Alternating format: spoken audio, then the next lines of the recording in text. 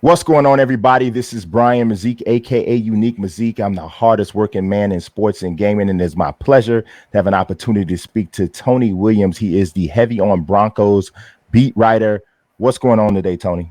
I'm good, man. How you doing? I am doing fantastic. It was quite the eventful Sunday. If you're in that number that I'm in, which is a real strange number. I'm born and raised in Chicago. So born and raised a Bears fan, but somewhat adopted the Patriots because I've been covering them for 2 years. Where the Bears won, the Patriots won, the White Sox came back and extended the series. The Bulls even stayed undefeated in preseason. So I mean, it was a pretty interesting day. I don't know. So I'm doing all right. So I gotta ask you though how you're doing, because you're obviously covering the Broncos. Seems like you can let me know. It seems like you're pretty much a lifer with the Broncos, but Teddy Bridgewater was cleared to play in this game just a little bit before he cleared concussion protocol. Can you tell me, obviously there was a late game interception, his only pick of the year so far. What would you grade his performance just overall?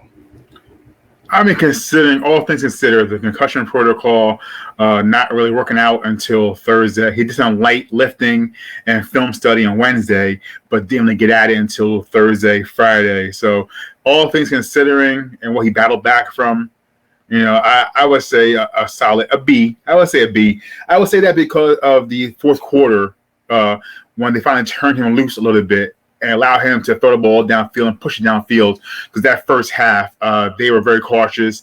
He was not really in sync with Courtland Sutton. They were kind of off together. I guess their timing is off because they hadn't worked together all week.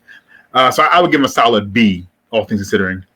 Yeah, Teddy is a interesting guy for me, and an interesting overall just situation, right? So he signs with Carolina. Literally, the Panthers are convinced they're moving on from Cam Newton. They turn to Teddy Bridgewater.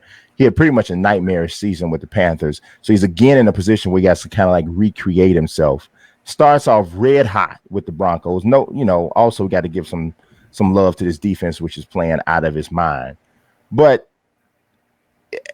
it's almost like this conundrum now. He's only 28, so it's not like he's 38, right? Right.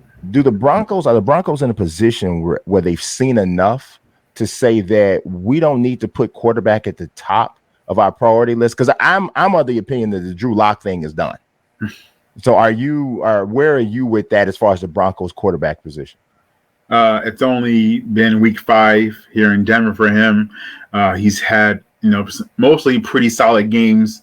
I know they say the opponents don't matter in the first 3, but they matter, and he did very well in the first 3 games. The Ravens game, he was seeing his interior line, quite honestly, in that Ravens game.